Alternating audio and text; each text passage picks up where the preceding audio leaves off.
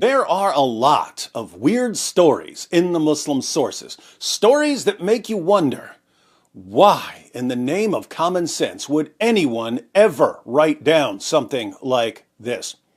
But I challenge you to find a weirder, creepier, more disturbing story than the tale of Muhammad's late-night desert rendezvous with the men of Al-Zut. Since Raymond Ibrahim has already done the research on Muhammad's romantic encounter, we'll let Raymond break down the details. This odd hadith, which I'm about to narrate, appears in several hadith collections, including the highly esteemed Musnad of Ibn Hanbal, founder of one of Islam's 4 schools of laws, or madhahib, as well as in many other well-respected Islamic texts, all of which are being taught in Al-Azhar. So, the scholars know about this. But like so many other issues the scholars hide from us, this story hasn't worked its way to the general population. Until now. The hadith, which is narrated by Abdullah bin Mas'ud, a companion of the Prophet and one of Islam's most reliable and trustworthy transmitters of hadith, goes as follows. Brace yourself.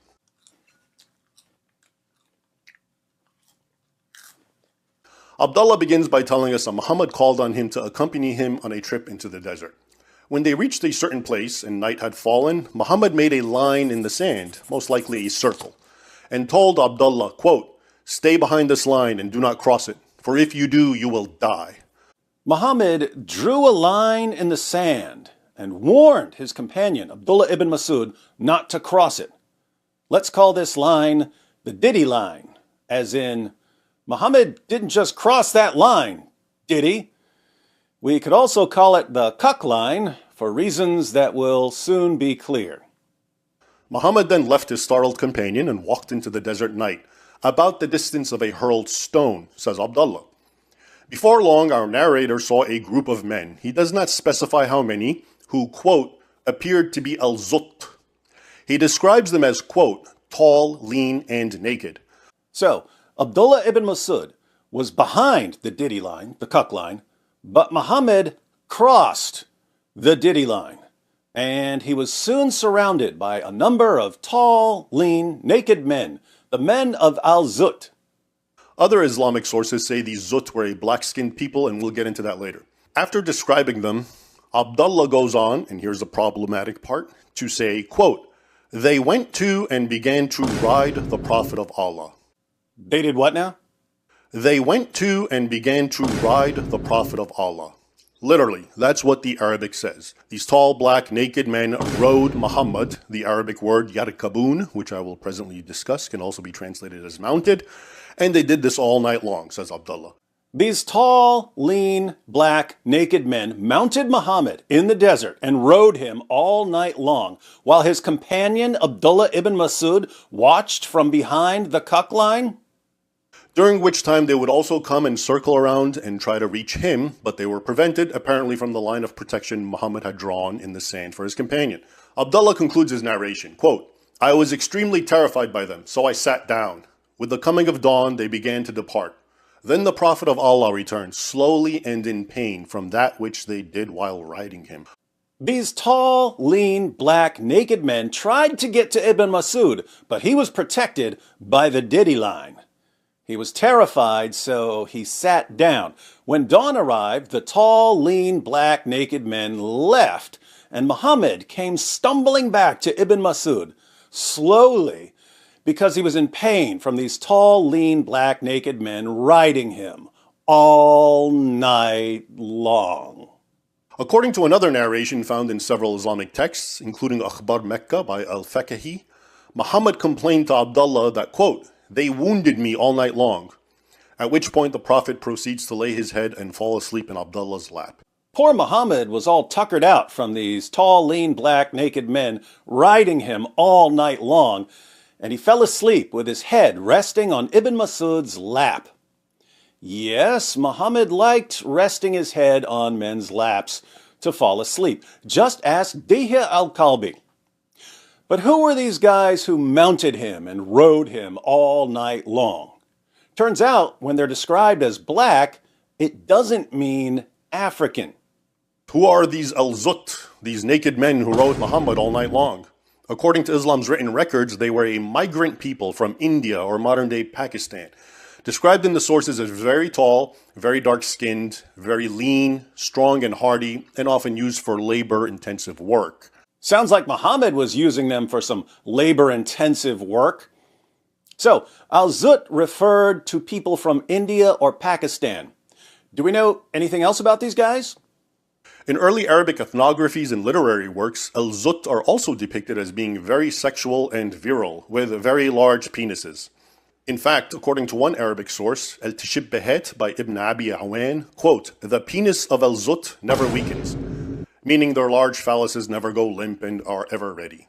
The men of al-Zut were known for being extremely horny at all times, and Muhammad wanted to meet with these men at night in the desert, and they mounted him and rode him all night long while Ibn Masud watched from behind the Diddy line? Raymond asked ChatGPT about the men of al-Zut. I then asked ChatGPT to give me a physical description of al-Zut based on early Arabic sources, and it said, quote, "In literary and anecdotal texts, they are grouped together with other southern or dark-skinned people, all of whom have the following traits: sexual potency, prominent genitalia, and associations with physical strength and virility." Why did Muhammad want to meet these guys at night in the desert? And what do the sources mean when they say these guys were riding him all night long? Now let's talk about the Arabic word translated as ride, as in al-Zut rode the Prophet. Not only does it have the same exact meaning in English, as in to ride a horse, for example, but it carries the same slang meaning, as in copulating with a woman. In fact, several Islamic sources use it literally to mean sex. So, when it says they rode him all night long, the word rode can either mean they rode him like a horse, or it can mean they had sex with him. What do you think it means in this context? It's also interesting to note that when al-Zut begins circling and trying to reach our terrified narrator, Abdullah, his first instinct was to sit down. Was he trying to hide and protect that one part of his body, which these naked men were apparently trying to access? That is, his bottom, by sitting down? Well, he saw what they were doing to poor Muhammad's junk in the trunk, so we can't blame him for sitting down and protecting his badonkadonk from the booty bandits of al-Zut. All right, now that we know the details, Raymond puts it all together. Muhammad took his close companion, Abdullah, into the desert at night. He warned him to wait behind a line and went off at a distance, apparently for a pre-planned rendezvous. Before long, Abdullah saw several naked men from the people of al-Zut appear, described in the sources as tall, lean, virile, and with large penises. Why was Muhammad meeting these guys at night in the desert after crossing the Diddy line?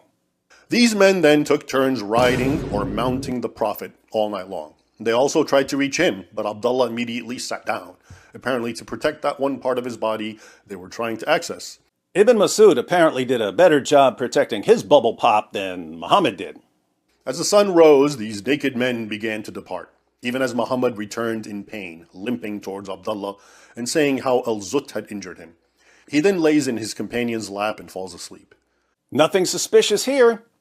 So, this is what I would consider the weirdest, creepiest, most disturbing story in the Muslim sources, and that's saying a lot. But maybe I'm wrong. Maybe I'm missing something. Let me ask all our Muslim friends what this means. Why did Muhammad head out into the desert in the middle of the night to meet with a bunch of Indian or Pakistani men who were known for their strong sexual appetites? Why did he bring his companion, Abdullah ibn Masud, and make him stand behind the Diddy line? Did Muhammad like it when one of his companions watched? What do your sources mean when they say that these tall, lean, black, naked men mounted Muhammad and rode him all night long? When the men of al-Zut approached the Diddy line, or the Cuck line, why did Ibn Masud sit down to protect the Jiggle twins, his wiggle bags, his rump rockets?